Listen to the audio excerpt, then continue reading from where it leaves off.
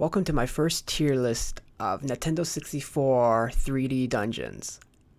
So hopefully I can give decent opinions on where I put these dungeons and hope for the best. So the very first one will be inside the Deku Tree. In my opinion, it's not a bad starter dungeon for your very first 3D dungeon. It explains things relatively well, and just basically for the very first 3D dungeon environment you've ever entered, gives off that nostalgic feeling. And the enemies are basically what you would pretty much find in a tree, just minus the Deku Scrubs because those are just Zelda specific. But they got the spiders, they got the plants, they got vines. So, in my opinion, I'll give it a B for a good starting dungeon. The final boss in that dungeon isn't the greatest, but hey, can't win them all.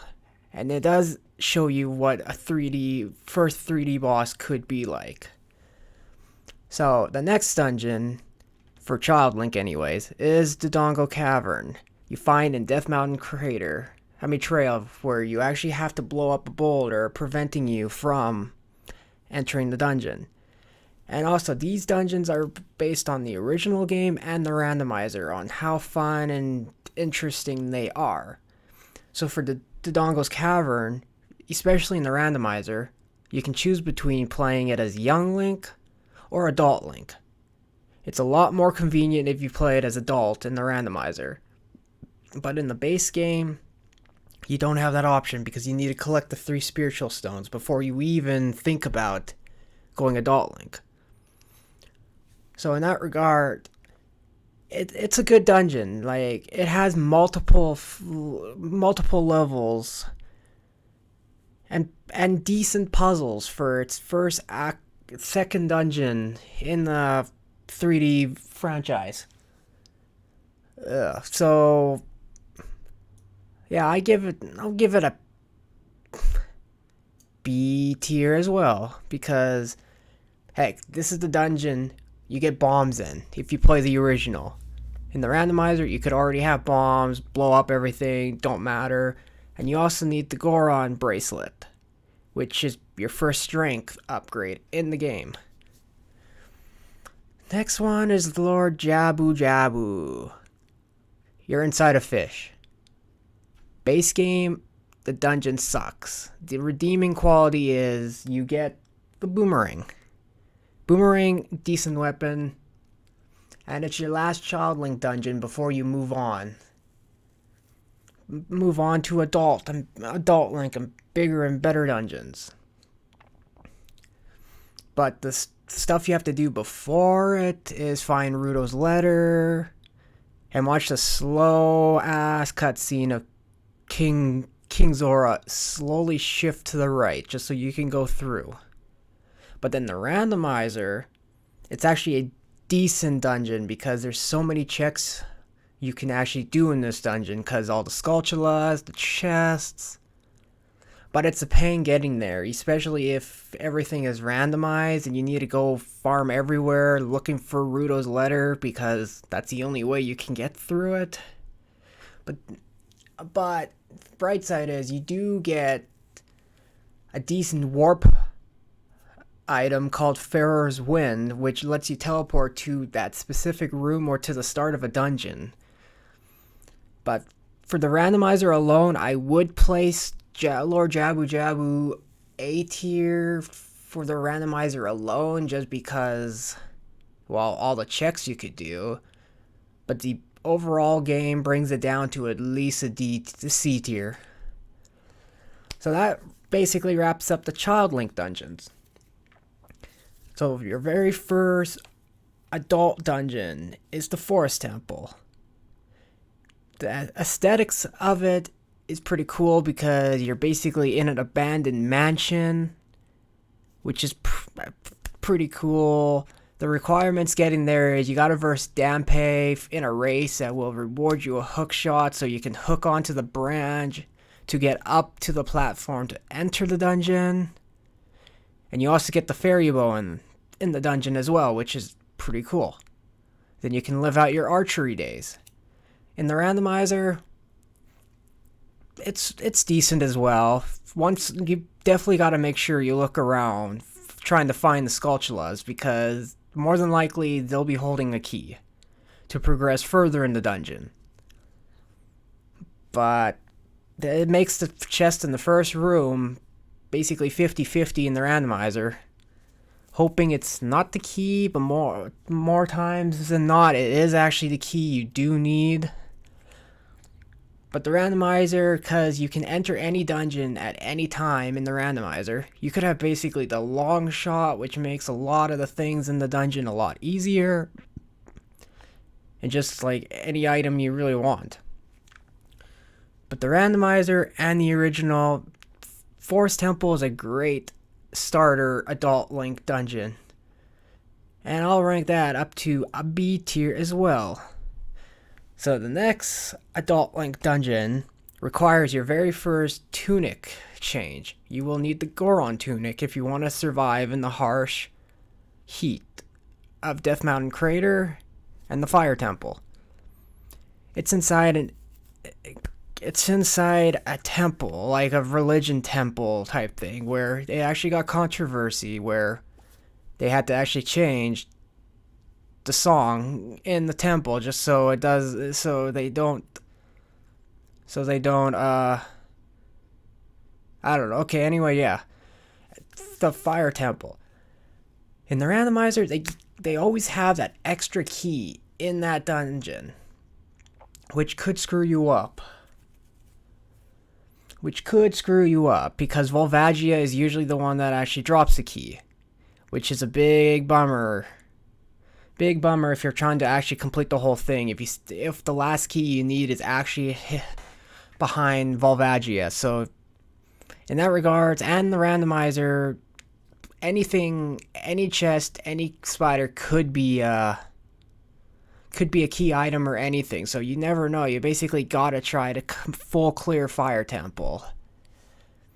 Or you could be missing potentially good items, and you never know what the boss could drop. It could drop any of the 9 stones, like any one of the 6 medallions or any one of the 3 spiritual stones. So you never know. So you or you could just go to the pedestal in the Temple of Time, and it'll tell you which dungeons actually drop it.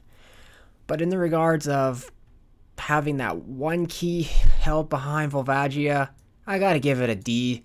Like, I gotta put it in the D tier because of that alone. Could really screw up your game unless you know how to glitch through some stuff. So, in the next one, well, if it had Ice Cavern, I would probably talk about the Ice Cavern. The ice aesthetic is actually pretty cool. The frozen block puzzle, playing around with blue fire, it's always good. Always good. Anyway, Water Temple. This is where you need the Zora tunic, so you can breathe underwater, or this dungeon is a real pain in the ass. Original game, I would rank the Water Temple all the way down in F tier because of how often you have to go into the menu and switch from Iron Boots on to off throughout the whole entire dungeon. It's a pain. But in the randomizer, they give you a D-pad on the right side of your screen where you can just click a button and you automatically put on your boots or take off your Iron Boots, which make the Water Temple 10 times better. Base game, it would be F tier because of it, but the randomizer, having that extra D-pad button that lets you switch on and off your boots, just makes it overall way better.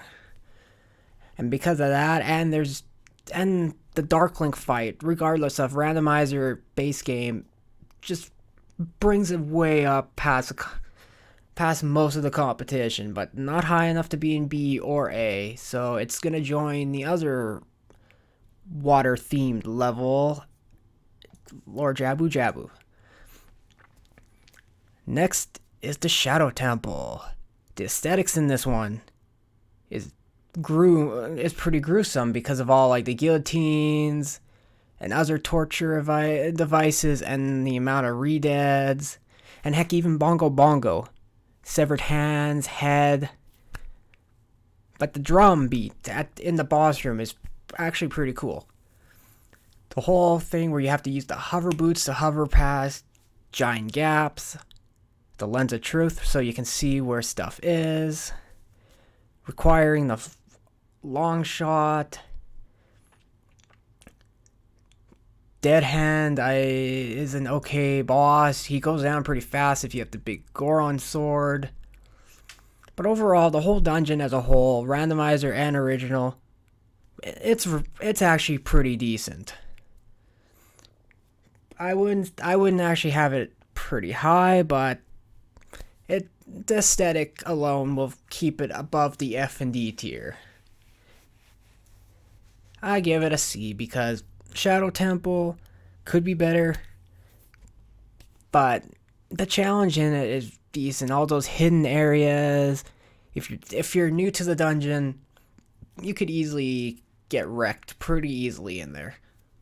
But the amount of hearts you have will keep you from actually getting a game over. In theory. The final Ocarina of Time dungeon is the Spirit Temple. The fact that you have to enter that dungeon as young Link and adult Link just makes it overall really, really good. You get 2 main items in this dungeon. The Iron Gauntlets that lets Link push giant blocks, which I don't know why he needs them, because he uses basically his leg muscles to push the giant blocks. But heck, you get the Mirror Shield that lets you reflect light, and the final bosses of the Spirit Temple final bosses' abilities back at each other. It's actually the boss fight is actually pretty good. Dungeon, a lot of light, fire puzzles. Enemies are a challenge because you got to deal with the Iron Knuckles, and they take something like 3 to 4 hearts per hit. So if you're doing the 3-heart challenge, you're basically done if you take a hit, unless you use Nehru's Love that protects you, but that also eats up your magic. But overall, the aesthetics, the amount of puzzles, and the amount of fire puzzles you have to actually do in this dungeon is really good. I know I'm probably going to get some hate for it, but personally, I think Spirit Temple is the best dungeon for Nintendo 64 Zelda games. So I'm going to rank it up at A tier, regardless of the slack. Okay, now we got the 4 temples in Majora's Mask. Problem is, I haven't really played through these dungeons super well or that much in general, so I can't really rank them super well, but I'll try my best. And also in that game, I believe you can do them in any order, but I'll do the Woodfall Temple first. Woodfall Temple, it's in a swamp, and the amount of things you gotta do to actually unlock the temple is a pain, especially if it's your first playthrough and you have a 3-day timer for all 4 of the dungeons. But yeah, the fact that it's in the swamp, it's a forest dungeon, basically going with the whole first 3 dungeons are normally forest, fire, and water. But the difference is you get the fairy bow in the Woodfall Temple, the very first dungeon you enter in Majora's Mask. You basically find the same enemies as you find in the Deku Tree.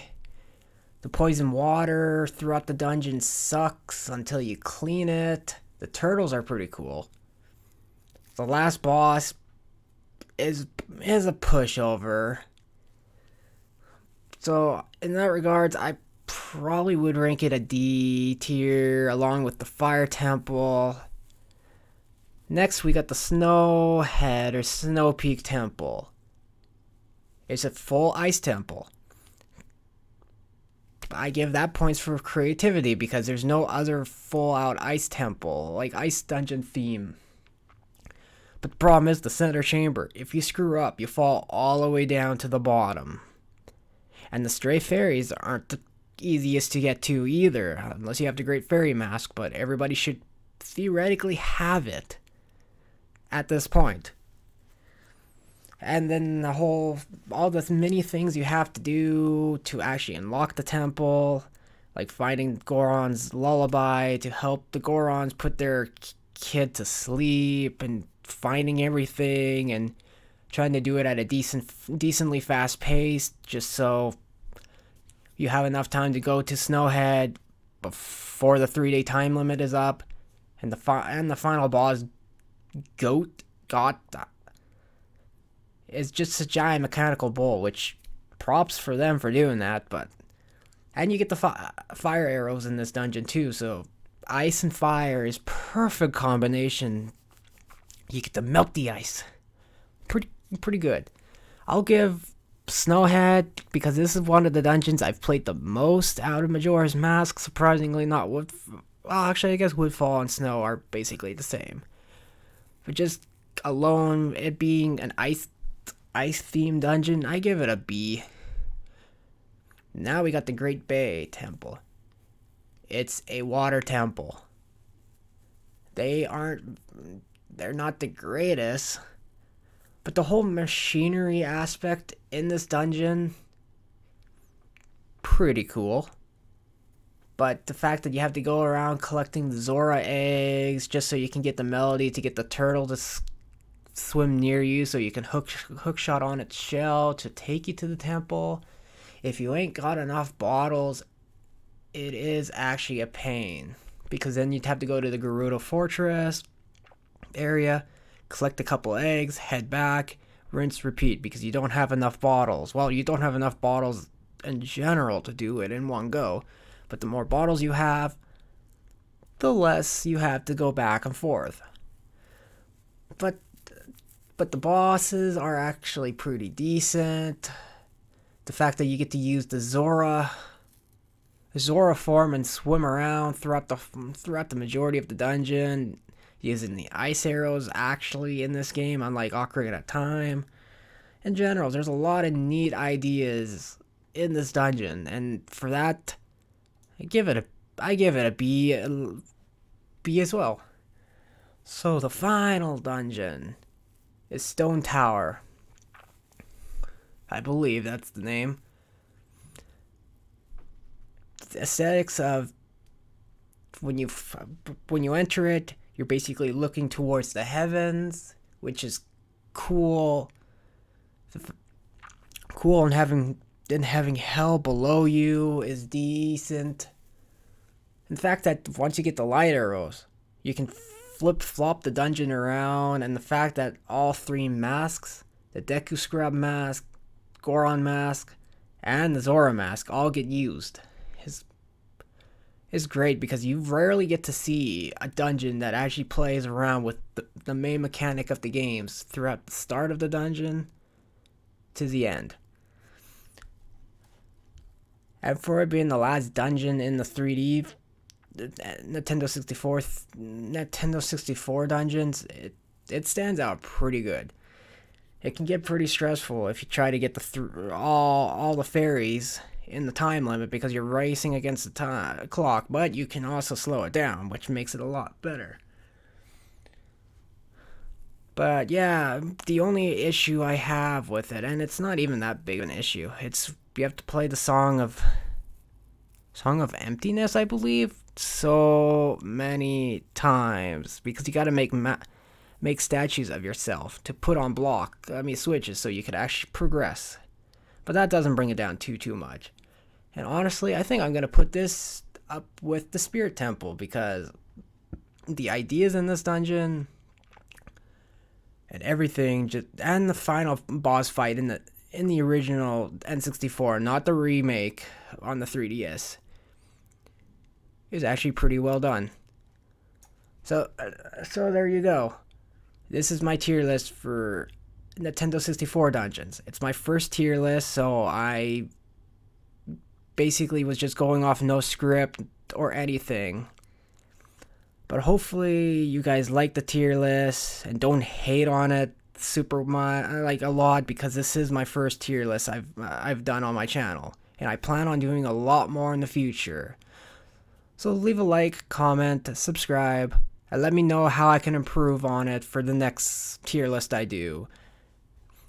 And yeah, see ya when I upload a new tier list.